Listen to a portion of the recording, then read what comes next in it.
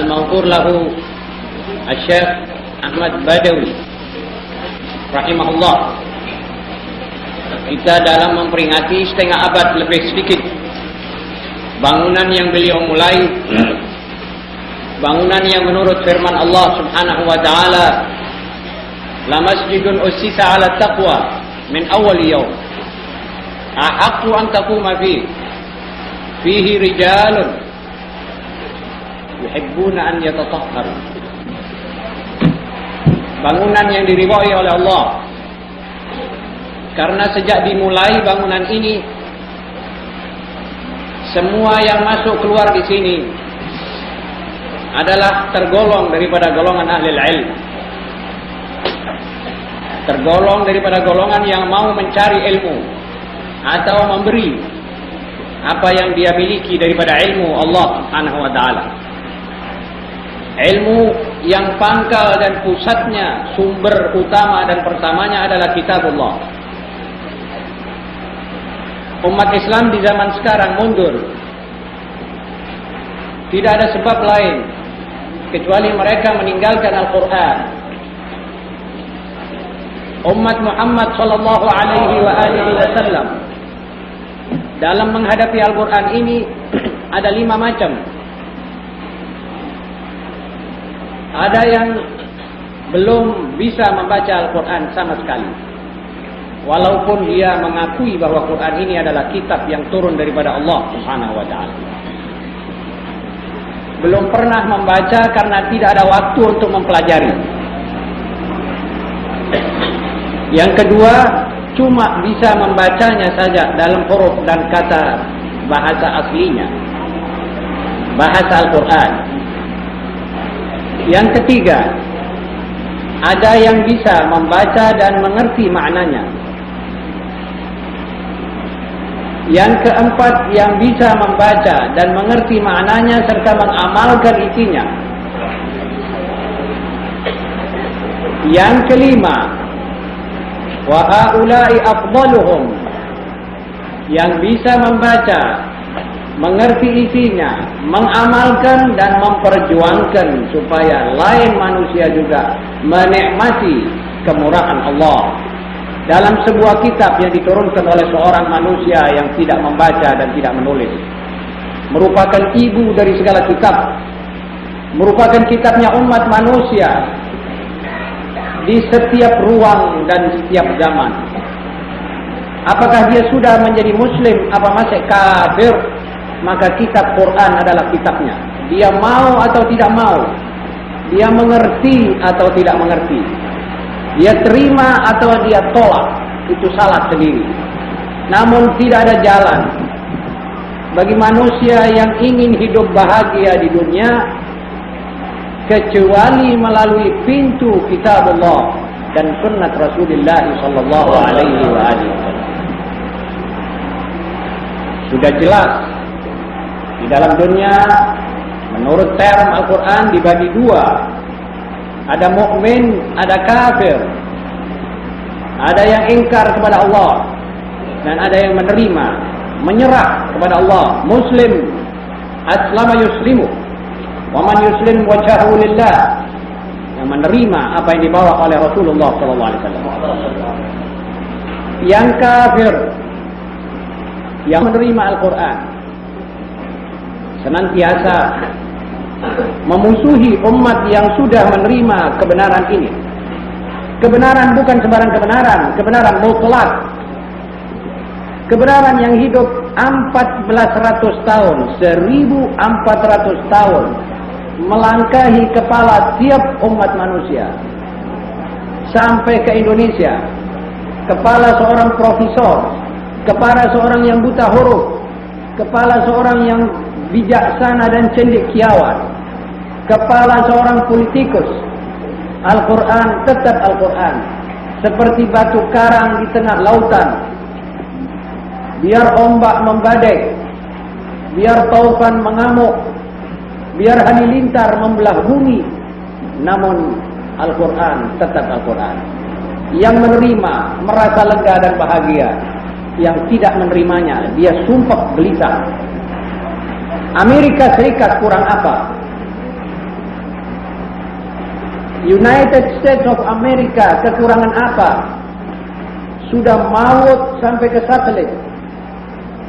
Namun satu bidang mereka kewalahan. Bidang rohani. Bidang roh yang gelisah. Bidang roh yang haus mau minum. Yang lapar mau makan. Tidak mendapatkan upenan yang seperlunya. Sedang manusia ini menurut Al-Quran, roh dan jasad. Yang mengungkiri roh, biar dia ungkiri. Namun pasti dia kembali mengatakan bahwa manusia adalah roh dan jasad. Dua-duanya perlu diupeni. Dua-duanya perlu dikasih makan. Kalau jasad sakit, kita pergi ke dokter. Dokter mengatakan kurang vitamin, kita tambah vitamin. Kurang darah, disuruh makan hati dan daging-daging yang banyak, kita makan. Namun roh juga sakit. Roh yang jauh daripada Allah. Roh yang tidak tahu munajat. Tidak pernah sembah sujud kepada Allah. Roh manusia ini pasti gelisah. Biar dia multimilioner. Biar dia berkedudukan setinggi langit. Namun dia pasti gelisah. Gelisah. Mengapa angka pembunuhan diri di Amerika lebih banyak daripada di negeri kita ini yang kita masih hidup sederhana? Namun alhamdulillah tidak banyak orang yang membunuh diri di Indonesia. Indonesia bukan negara mewah, negara sederhana. Namun tidak banyak orang yang membunuh dirinya. Di Amerika, di Eropa, tiap hari angka pembunuhan diri lebih banyak. Tiap hari perempuan-perempuan yang masuk rumah sakit karena dipukul oleh suaminya. Jangan dikira mereka sudah beradab tinggi.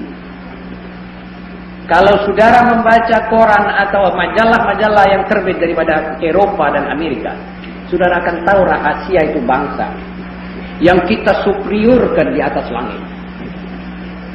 Dan disuperiorkan oleh umat Islam di mana saja. Keahlian dan keunggulan mereka cuma di bidang teknologi. Kita ketinggalan karena memang kita tidak diberi fasilitas, tidak diberi jalan untuk masuk ke situ bersaing. Ma'asyiral muslimin, mereka gelisah. Pemuda-pemudanya pergi ke ganja, pergi ke heroin dan narkotik. Yang baik, yang waras akalnya menggila-gilakan dirinya.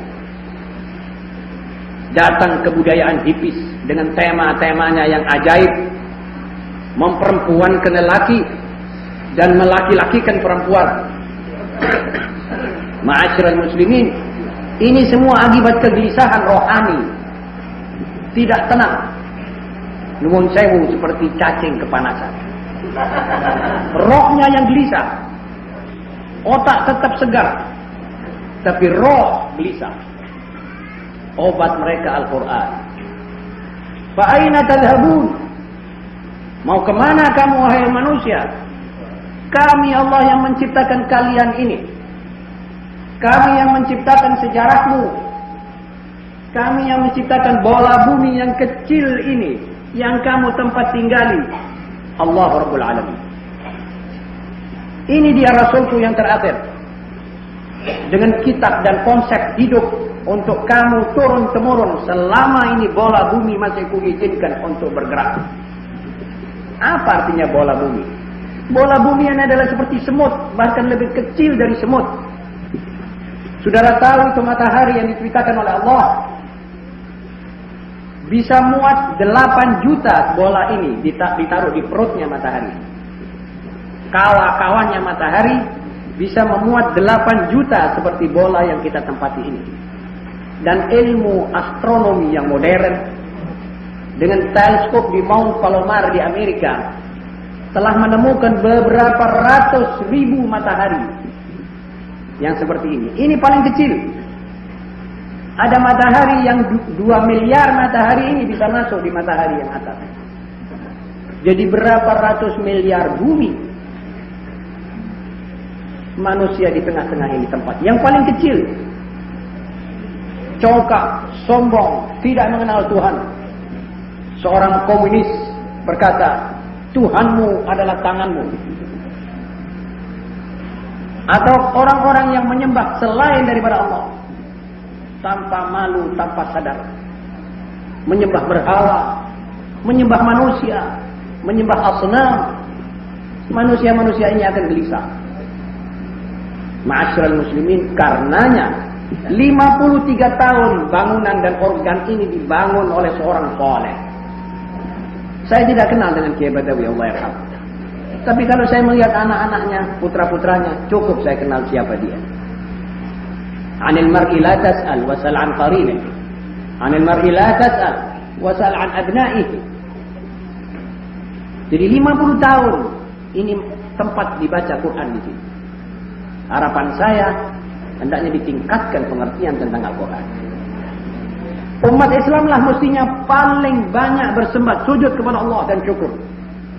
Karena di antara umat-umat di dunia, antara ideologi di dunia, ideologi Islamlah yang paling progresif, kitabnya paling ilmiah. Kalau saudara baca buku Bhagavad Gita, kalau saudara baca buku-buku yang 1000 tahun yang lalu, saudara tidak mungkin mengatakan bahwa ini up to date, masih cocok dengan tanggalan saya. Tidak mungkin. Saudara pasti akan mengadakan perubahan. Orang-orang Amerika yang jujur dari orientalis mengatakan bahwa satu-satunya buku yang paling banyak dibaca oleh umat manusia adalah Al-Quran. Satu-satunya manusia yang paling besar, seorang bernama Charles, dia mengarang 100 manusia besar di dunia. 100 manusia besar dalam sejarah umat manusia.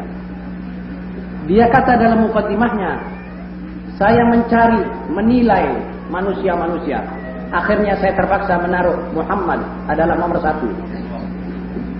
Sebab apa? Sebab dia orang sederhana, ummi, tidak membaca. Di tengah-tengah masyarakat Arab, Badui, kaki ayam. Biadab. Dirubah dalam 23 tahun menjadi stafman. Yang akhirnya pergi ke Eropa. Pergi ke negeri Cina. Sampai ke Tibet. Dan ke Afrika. Kata dia, belum ada ini dunia dikuasai oleh satu bendera. 3 benua dalam satu bendera. Eropa sebagian, sampai Spanyol, Turki dan Asia Minor, sampai ke Tibet negeri Cina, sampai ke Afrika, dikuasai oleh bendera La ilaha illallah dengan adil dan makmur, kecuali di bawah manusia-manusia kadernya Muhammad SAW. Ini pengakuan Barat. Dan hari-hari ini orang pada mempelajari Al-Fiqhul Islami, seminar fikih Islam di Tokyo, seminar fikih Islam di Ottawa dan di Kanada. Ini berjalan lancar. Kian kali mereka menggali isi Al-Quran, kian kagum. Karenanya lawan Islam selalu mau menggunting umat Muhammad dari Qurannya. Sama dengan saudara akan digunting saudara dengan kepala saudara. Tidak bisa hidup.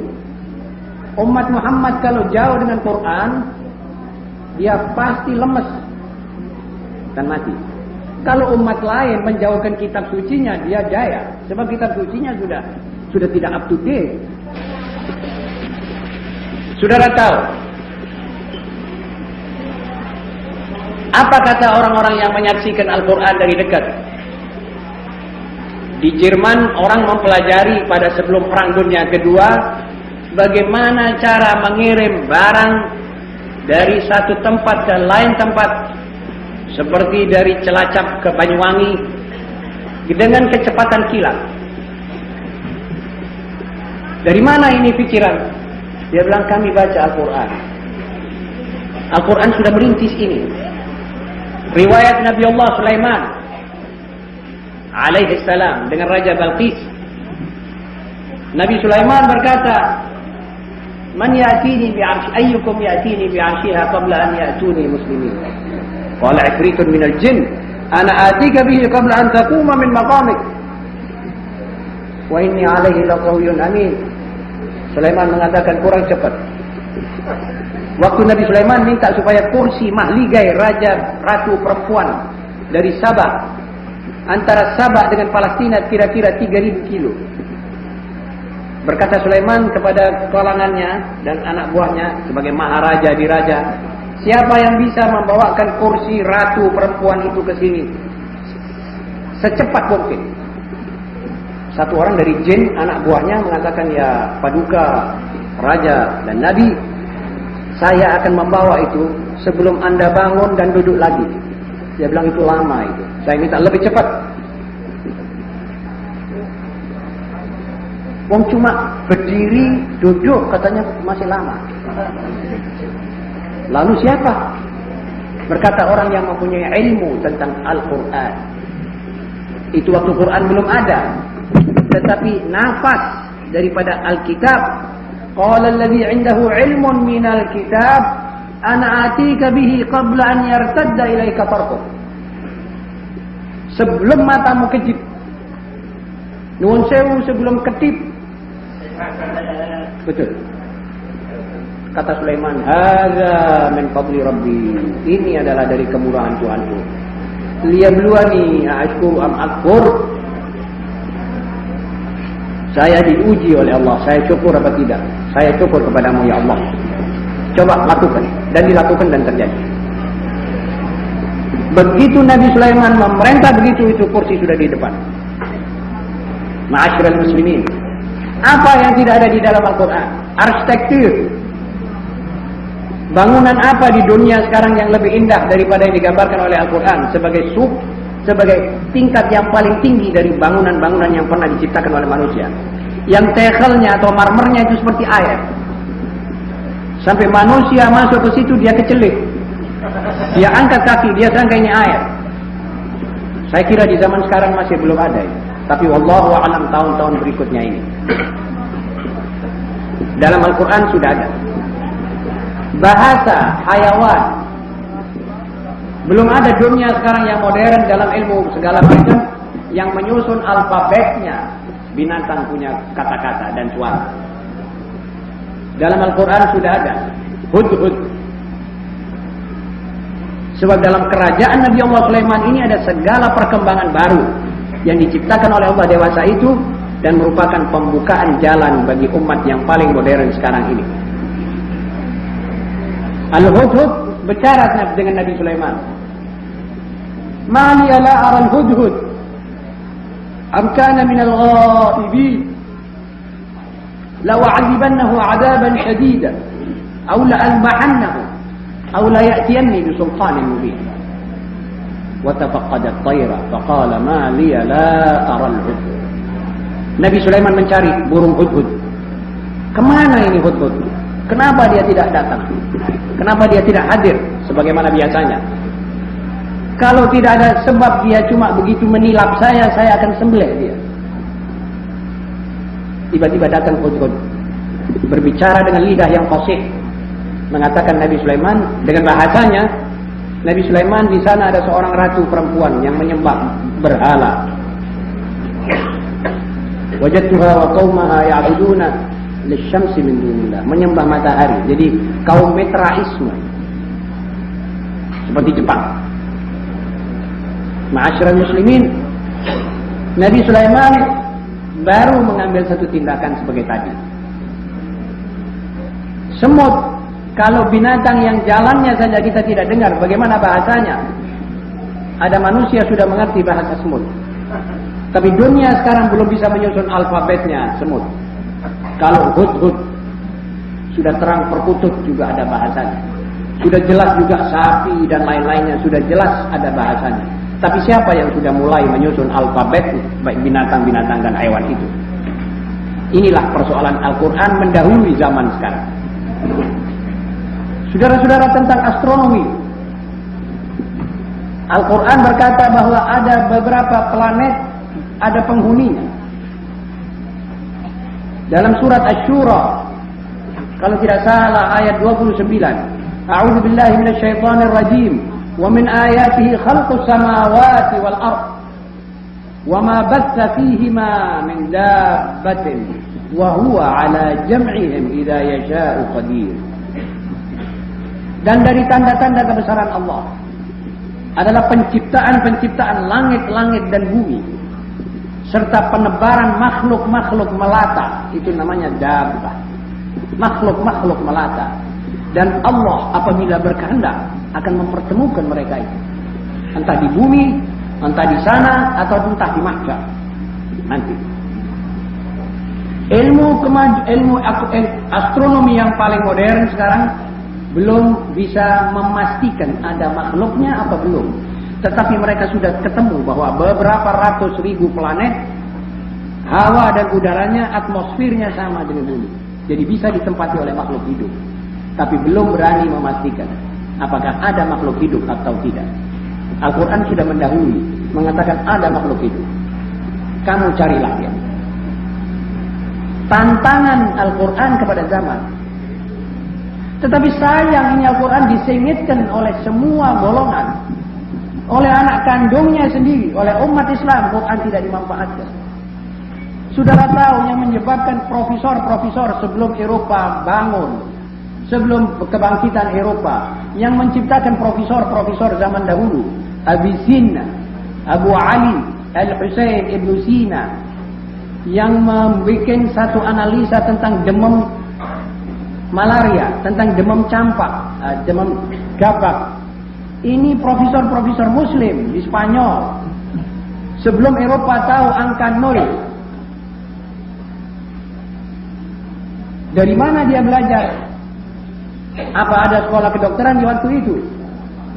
Mereka punya sadapan daripada kitab induk Al-Quran. Abu Bakar radhiyallahu taala anhu, Umar radhiyallahu taala anhu, bagaimana mereka bisa menyusun perjanjian-perjanjian politik dengan negara-negara Rum dan Persia. Dan kalau saudara baca itu perjanjian politik, saudara akan kagum. Kalau saudara baca pidato pelantikan Sayyidina Ali karramallahu wajah terhadap Al-Ashtar yang dicalonkan untuk menjadi gubernur di Mesir, pidato pelantikannya itu saudara akan kagum sebab beliau menyebut trias politika, yudikatif, legislatif, dan eksekutif. Dari mana Ali bin Abi Thalib tahu hal itu? Apakah ada sekolah rakyat, sekolah universitas, sospol? Abadan qat. Yang ada adalah kitabullah dan sunnah Muhammad sallallahu alaihi wasallam. Tapi mereka menggali itu. Tidak ada yang menghalangi mereka untuk menguras isi danau yang maha besar ini. Namun hari-hari ini kita tidak tahu apa-apa. Saat kita dikurung oleh kebudayaan barat. Kita tidak melihat melainkan barat. Kita tidak belajar melainkan dari buku barat. Buku kita digelapkan oleh barat. Setelah disadap oleh kaum orientalis, saudara tahu waktu Islam masuk di Spanyol, waktu Islam masuk di Turki, di Mesir, di India, itu manusia yang beragama lain itu penuh. Setelah Islam keluar, dikalahkan dari sana, umat yang beragama lain itu pepek, kelentengnya, biaranya, gerejanya tetap. Karena perintah Nabi Muhammad SAW, manusia dengan agamanya jangan diganggu. Sebarkan dakwah, tapi tidak ada paksaan fid-din. La ikraha fid-din. Qad tabayyana ar-rusydu minal ghayy. Tidak ada dasar yang lebih hebat daripada ini. Orang lain tidak mau memakai dasar ini sebab mereka tidak mempunyai kebenaran. Kalau tidak, kenapa komunis memaksa orang untuk masuk komunisme? Mengapa golongan-golongan tertentu mau mengusahakan salibisasi dengan kekerasan dan iming-imingan? Tidak sportif. Sebab kebenaran tidak bisa mereka miliki. Sebagaimana yang ada pada kita. Lalu kenapa umat Islam dikurung di Timur Tengah? Itu orang-orang Arab sekarang dijauhkan dari Al-Quran. Hasilnya sebagaimana yang saudara lihat. Disuir-suir. Kalau bahasa Jawa Timur, disuir-suir itu dirobek-robek. Seperti saudara merobek-robek kertas. Dilupakan kepada Allah dan kepada pimpinan mereka Muhammad SAW. Akhirnya dienceloki satu kanker besar di tubuh mereka, yaitu Israel. Yahudi dari segala tempat, Yahudi dari segala jurusan, dari Poland, dari Jerman, dari Rusia, dari Amerika, dari England, dikumpulkan di situ, disuruh masuk di tanah itu. Dan mereka tidak berdaya. Arab makan Arab. Apa sebab? Jauh dengan Al-Quran dan dekat pada Barat atau Timur. Yang pergi ke komunis, yang mau pergi ke Amerika, dan yang pergi kepada Allah dan Rasulnya sudah tidak ada. Ini akibatnya.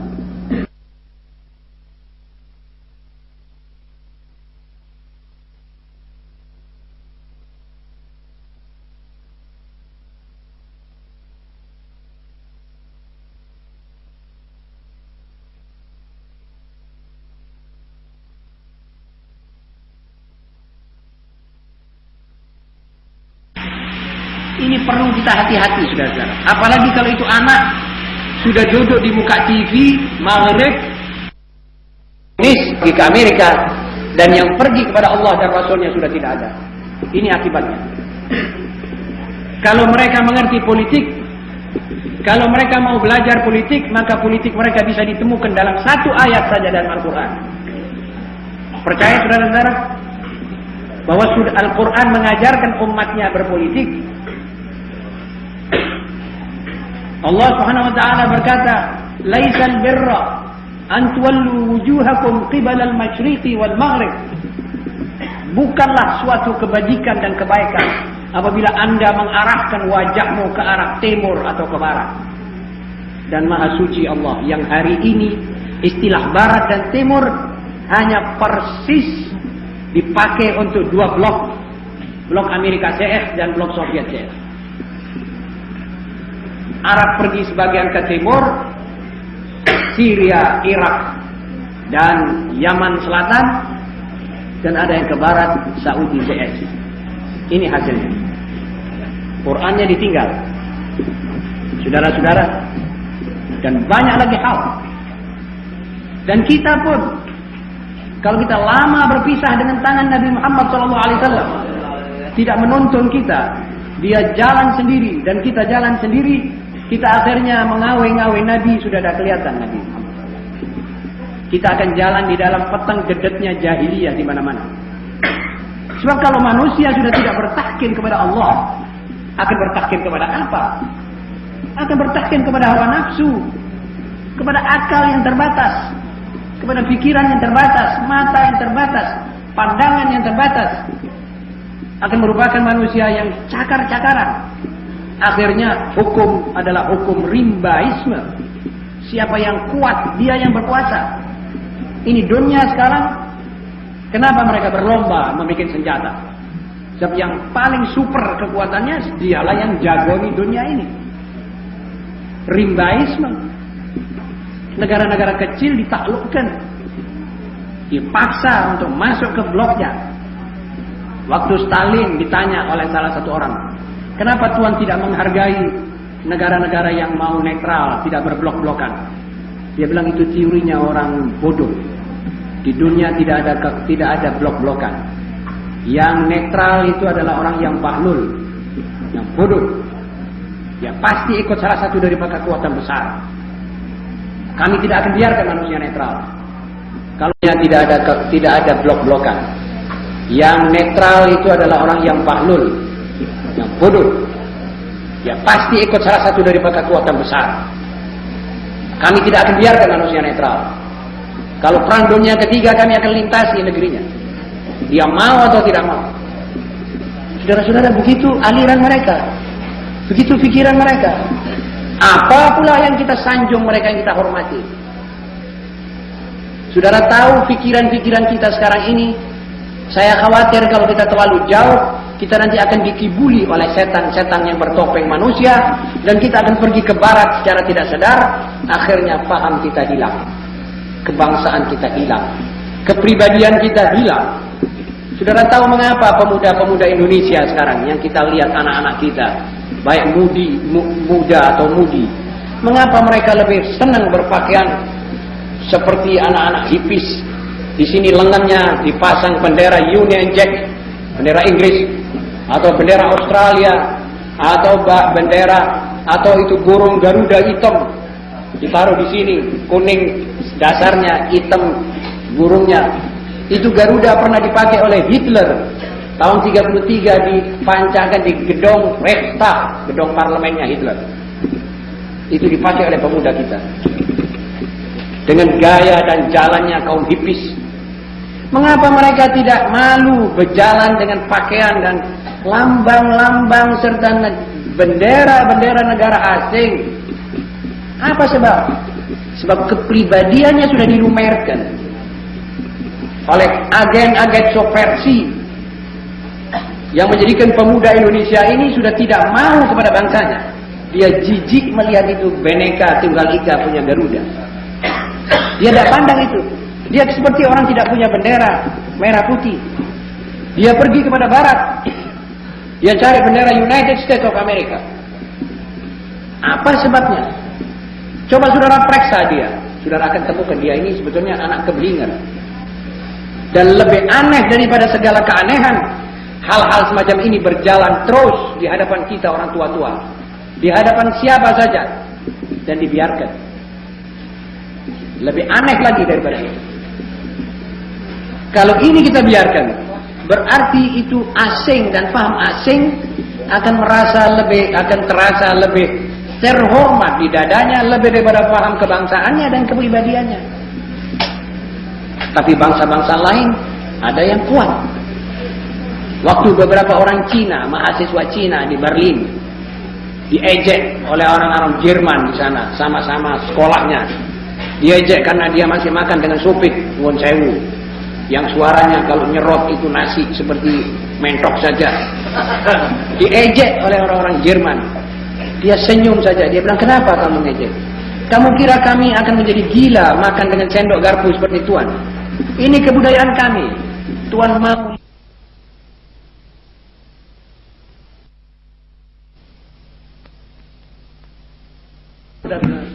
Ini saya hormati orang-orang begini. Biarpun kita tidak sama ideologinya dengan mereka. Begitu juga Jepang. Perempuan-perempuannya pakai kimono. Pakai seperti bantal di belakangnya. Tapi negerinya super industri. Amerika lama disalib oleh Jepang. Sampai Amerika karena kekuatannya mengatakan, stop kamu punya industri. Cara free kick. Dia bilang, stop. Jangan melawan saya. Ini dunia sekarang penuh dengan bikinan Jepang dan hasil perbuatan Jepang. Tapi bangsanya dan paham kebangsaannya itu masih dipegang. Saudara tahu, bangsa Indonesia akan berpegangan dengan kepribadiannya jika ini Islam meresap padanya. Betul saudara-saudara? Kalau saudara mau contoh, lihat Pangeran Diponegoro. Lihat Fulan dan Fulan. Daripada pahlawan-pahlawan nasional. Lihat Cik Ditiro, lihat Hasanuddin. Semua pakaian nasional. Terhormat. Dia tidak pakai topi. Dia tidak pakai desi ala Amerika. Dan memang mereka tahu bahwa tidak pantas kalau bangsa Indonesia mau pakai topi ala Thomas Jefferson. Tidak jadi Amerika dia. Lebih baik kita pakai kita punya kepribadian. Karena ini saya sarankan pada Al-Akh Al-Muhtaram Kyai Haji Mustaleh, fikirkan pendidikan Islam. Ini dia PPAI. Bukan pengajaran saja, tetapi pendidikan. Mudah saudara ajarkan Islam. Arkanul Islami khamsah, arkanul imani sittah, mudah. Tetapi mendidik dia supaya menjadi muslim, disinilah persoalannya. Di sini keuletan seorang guru atau tidak. Kalau saudara mau mendidik orang menghafalkan rukun iman dalam 1 jam, Pak, insya Allah baik, sudah apa? Tetapi Islamnya, kepribadiannya sebagai Islam, akhlak dan moralita Islam, ini memerlukan waktu. Ini memerlukan ketekunan dan ketelatenan. Seorang anak makan dengan tangan kiri, ayahnya mengatakan, nek mangan kudu karo tangan api. Ini didikan. Baru dia mulai makan dengan tangan kanan. Besok lusa lupa makan tangan kiri lagi. Jangan. Itu nuwun sewu, kalau kamu pergi pakiwan, itu kamu gunakan. Kalau buat menerima rezeki Allah, tangan-tangan. Oh nggih Pak. Besok lagi lupa, terus sampai ini anak biasa makan ikan. Dia tidak bisa makan dengan tangan kiri. Ini namanya didikan Islam. Mengucapkan kejujuran supaya itu anak jadi jujur, itu Islam. Ambil akhlaknya Nabi Muhammad SAW sebagai kocok benggolonya manusia sempurna, terapkan pada anak. Ini anak akan menjadi Superman di dunia sekarang. Ini anak yang akan diperlukan oleh bangsa kita sekarang. Sebab kalau ini bangsa diwarisi oleh pemuda hipis, nuwun sewu, yang saben dia mau cari narkotika, mudah sekali itu Indonesia hancur, dijajah lagi. Mudah sekali ini revolusi Agustus akan merupakan revolusi yang memakan anaknya sendiri. Kalau kita tidak tahu mengasuh, dan yang harus tekun mengasuh adalah kita umat Islam, demi mempertahankan nasionalnya kita dan agama kita serta tanah air kita yang indah dan subur ini. Kalau orang lain sih lebih senang kita lupakan ini supaya mereka cepat.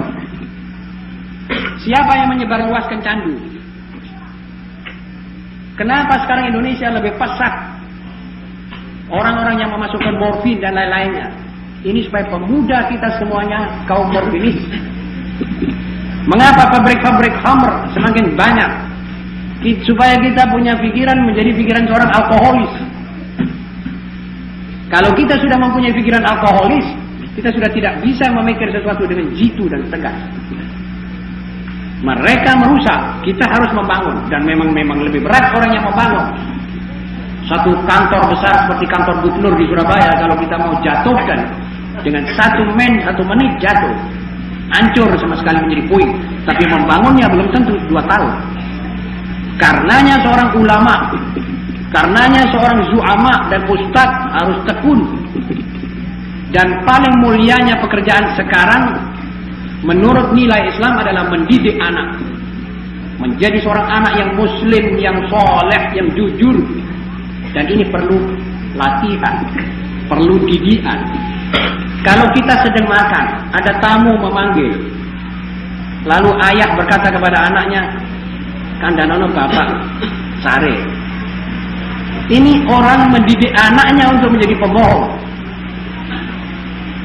Masalahnya sesuap nasi.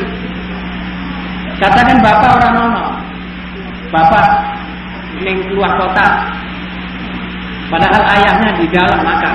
Ini mendidik anaknya juga menjadi kadzabun ajir.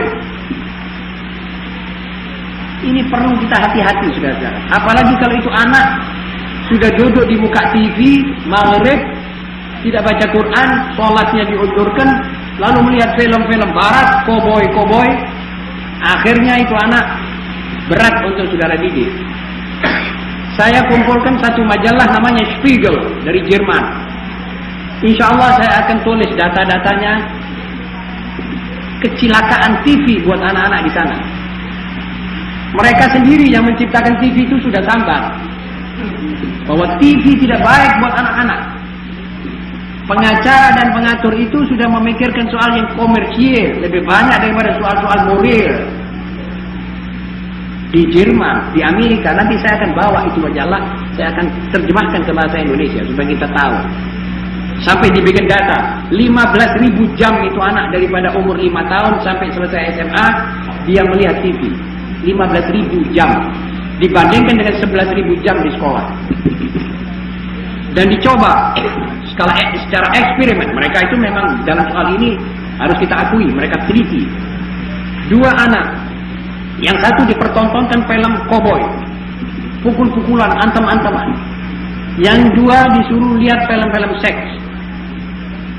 5-6 kali menonton film koboi, ini anak sudah permainannya sudah curang. Sudah senggol-senggolan mau berkelahi saja sama saudara.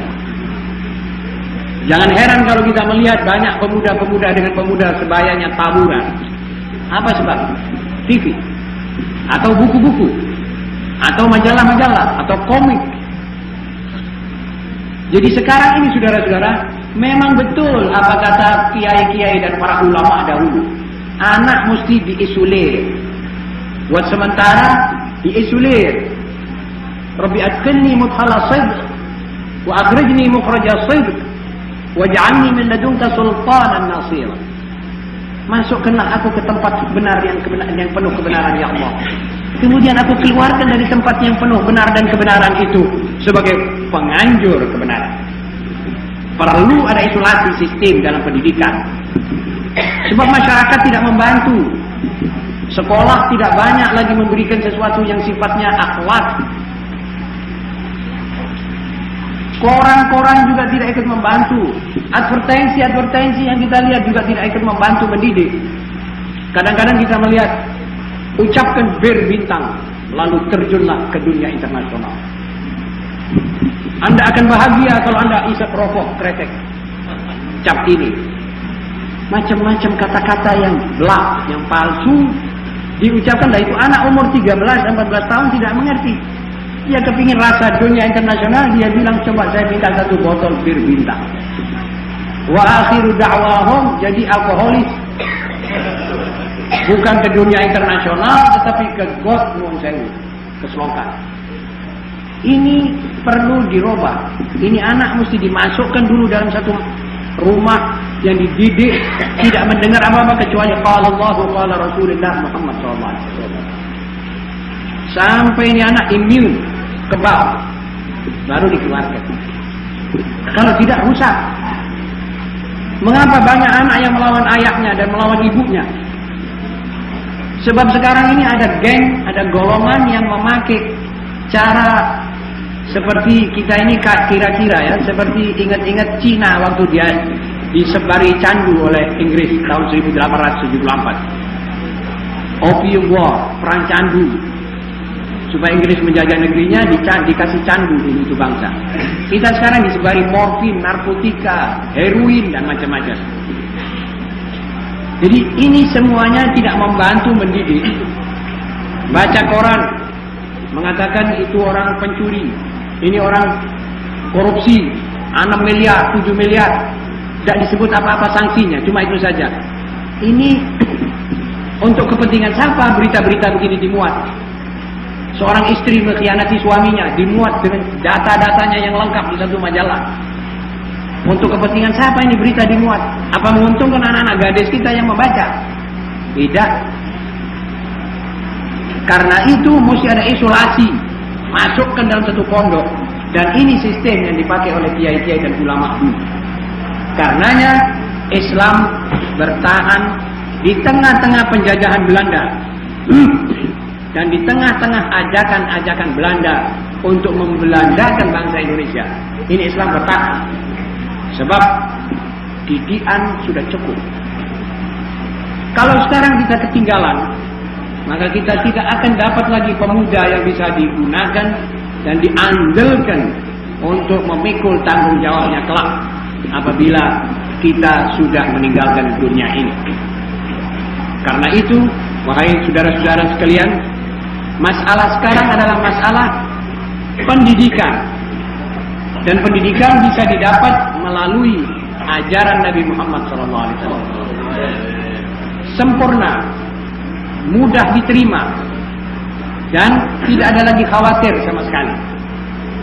Dan jangan lupa bahwa golongan-golongan lawan Islam, di mana saja mereka berada, mereka merasa jengkel kalau ada umat Islam masih berpegangan dengan kitab suci. Sebab mereka tahu bahwa ini umat akan jaya. Memang wataknya manusia begitu.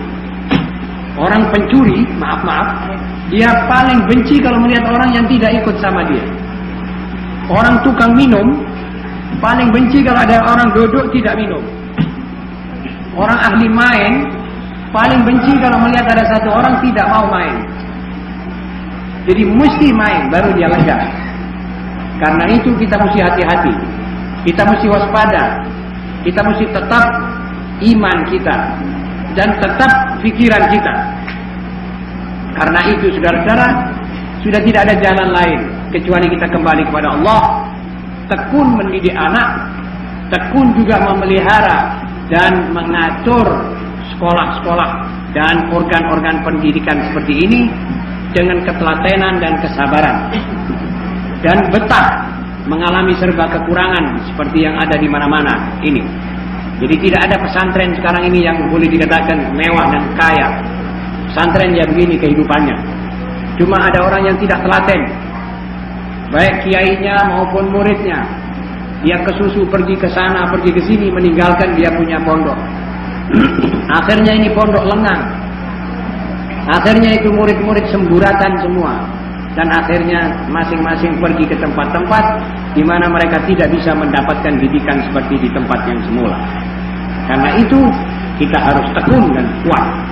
Dan kepada murid-murid, wahai anak-anakku sekalian, putra maupun putri, ingatlah bahwa kamu sekarang ini dalam ujian. Wa man jahada fa innama yujahidu li nafsihi. Kamu di tengah-tengah satu ujian. Ujian yang berat. Ujian harus tahan uji. Ujian harus kuat, sabar menerima segala sesuatu seperti ini. Nanti kesenanganmu akan kamu temukan nanti. Kalau orang senang sekarang, masih muda, akan susah di waktu payah, di waktu tua.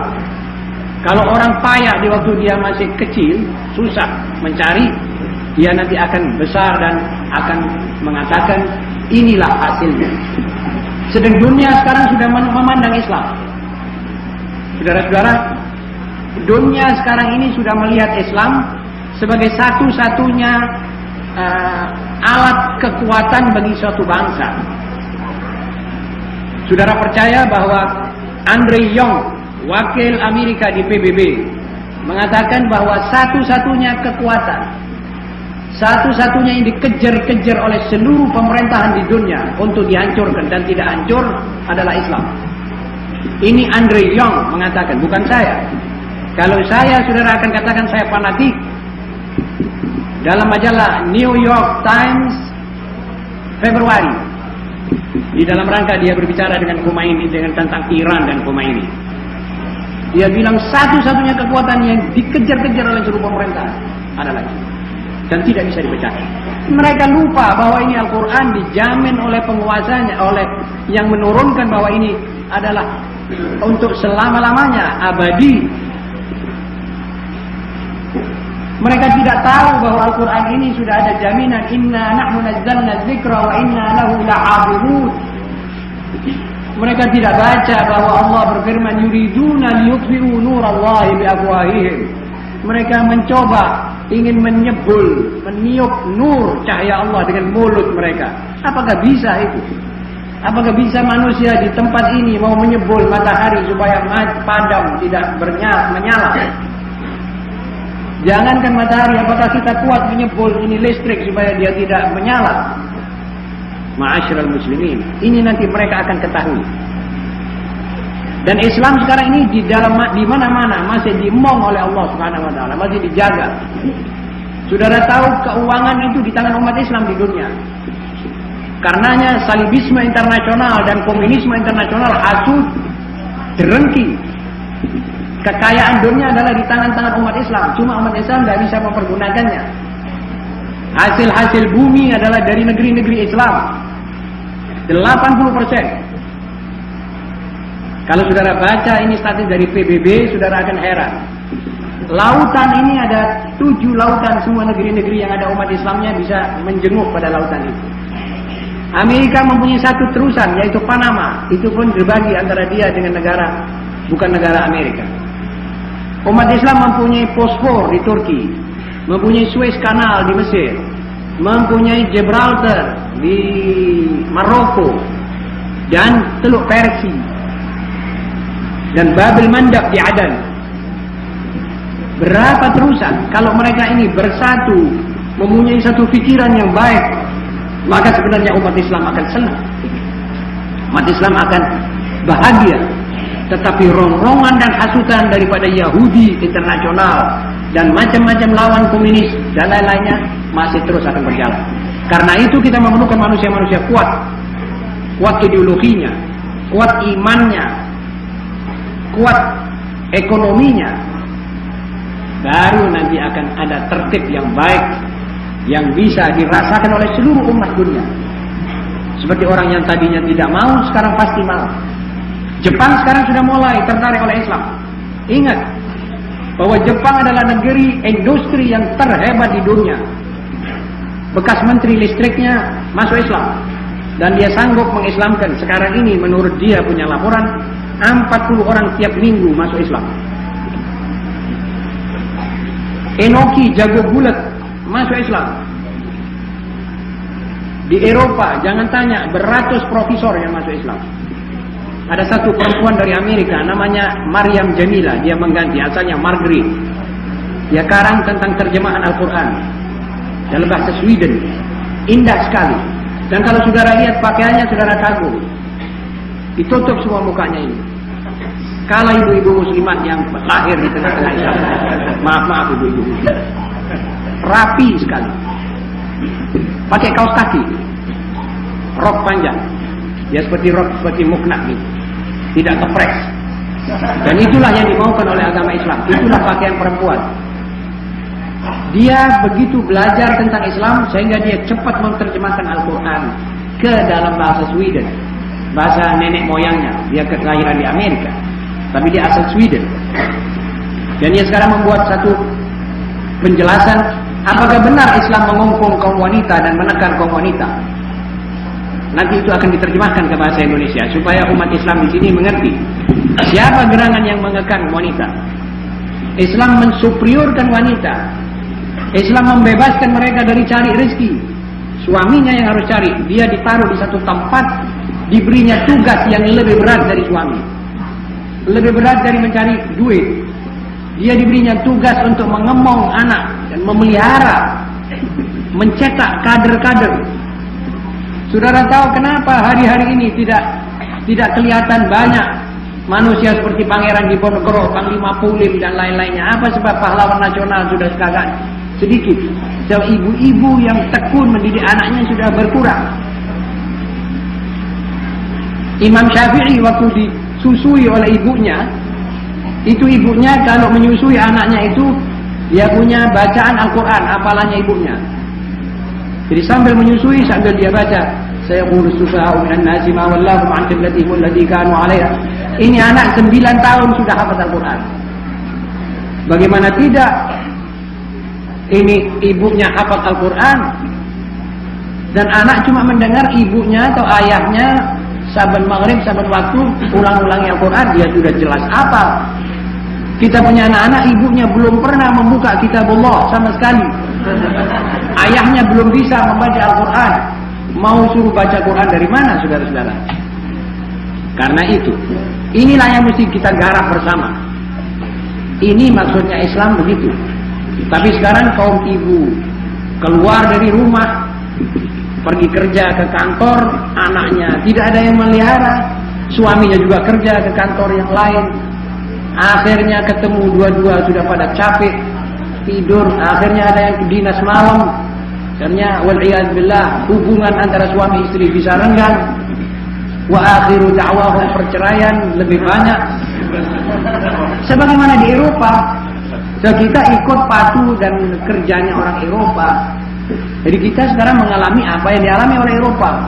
Cemburuan bergejolak tapi tidak bisa dinyatakan sebab sama-sama berbuat salah.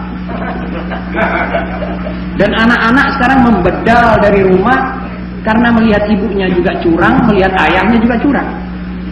Pada masa mereka masih kecil, melihat ibunya mendapat tamunya ayah, akhirnya dari omong ke omong yang kurang baik, akhirnya terjadi sesuatu yang dia lihat dan dia ambil fotonya di otaknya.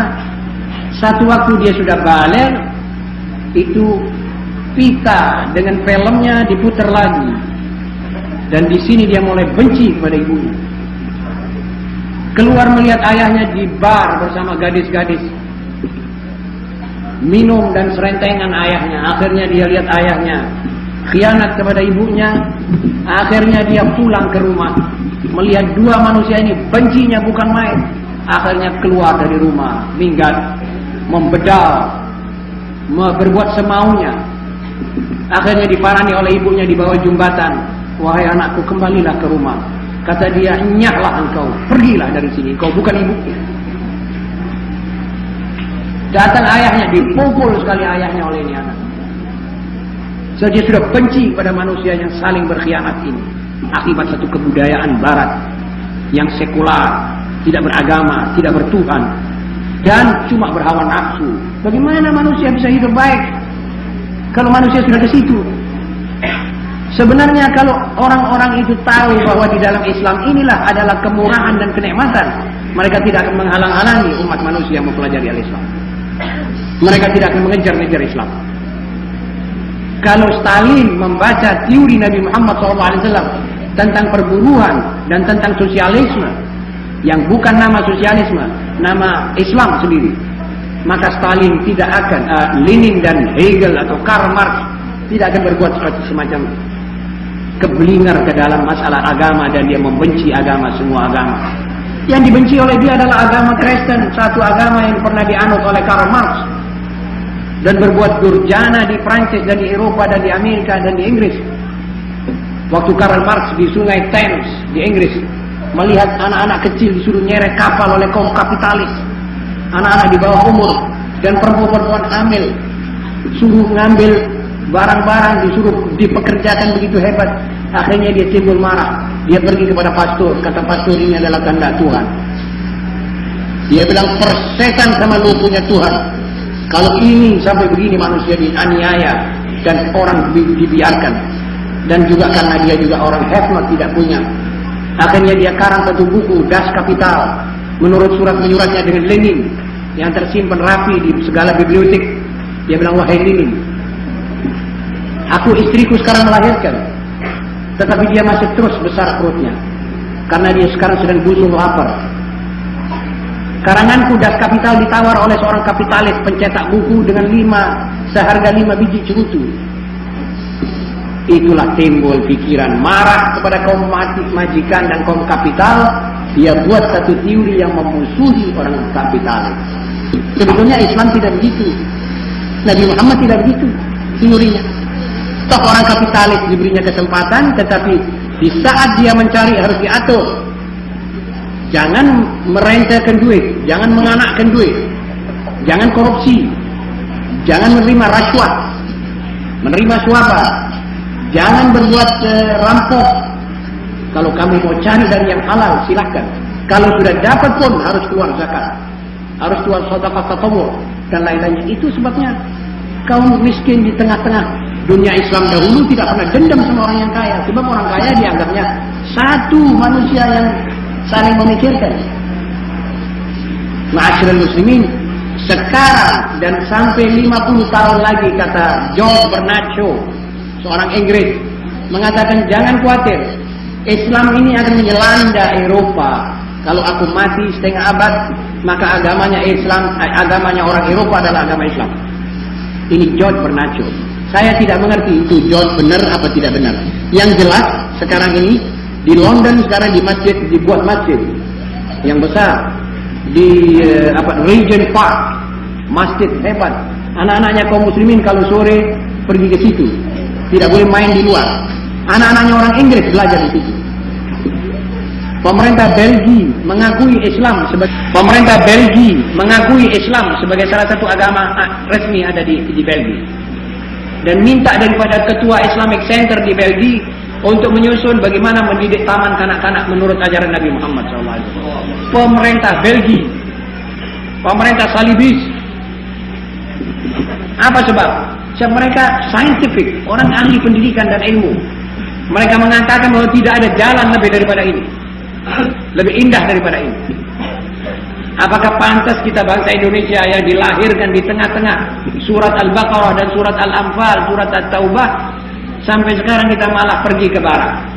Sana sudah bosan dengan dia punya kebudayaan dan sudah repot mengatasi kebudayaannya. Sekarang kita mau pergi ke sana. Apakah ini pantas, saudara-saudara?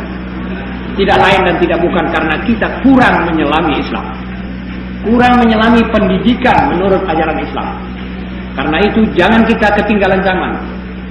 Kebangkitan ini Islam, ngelilirnya Islam sekarang ini sudah merupakan bayangan bahwa dia akan bangun. Dan bangunnya Islam akan insya Allah merupakan makmurnya ini dunia seluruh. Saudara-saudara, saya yakin bahwa Allah Subhanahu wa taala menurut janji-janjinya bahwa Islam ini akan diunggulkan di atas semua agama. Walaupun dia mengalami musim surut. Memang begitulah dunia, up and down. Islam pernah pasang dan sepasang-pasangnya sampai tadi 3 benua dikuasai oleh Islam.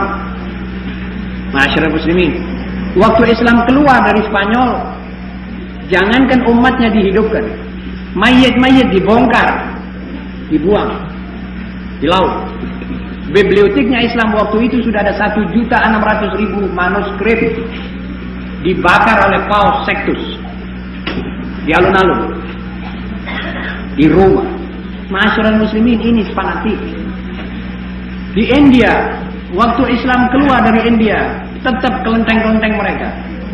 Waktu Islam masuk tetap kelentengnya. Waktu Islam keluar, masjid-masjid dibasmi. Kesultanan-kesultanan ditumpas oleh Jawaharlal Nehru melalui Menteri Pertahanannya yang bernama Baldev Singh.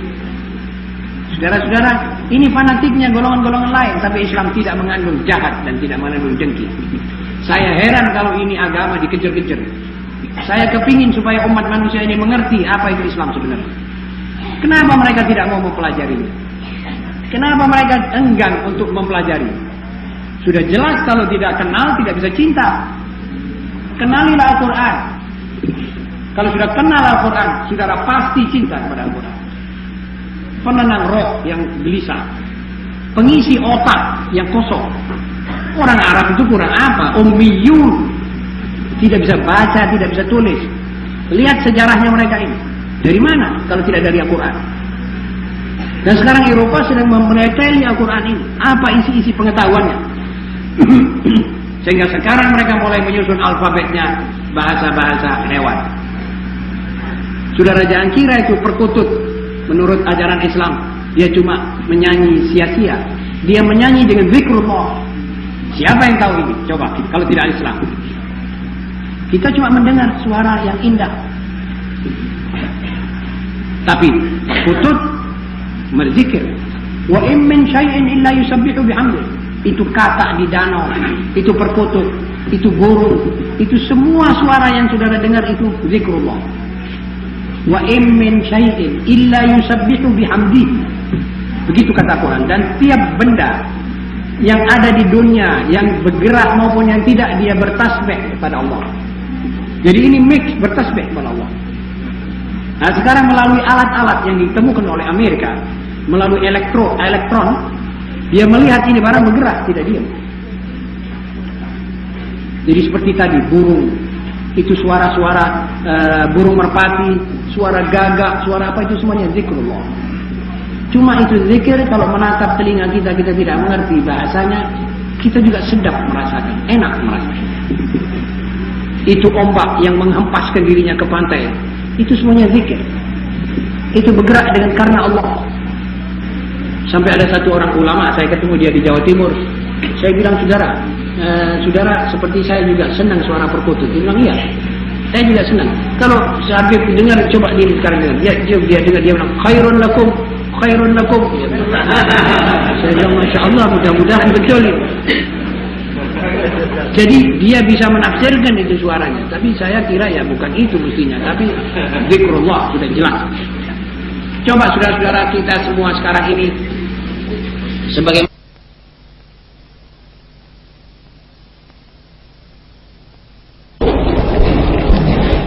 ونستهديه ونسترشده ونعوذ بالله من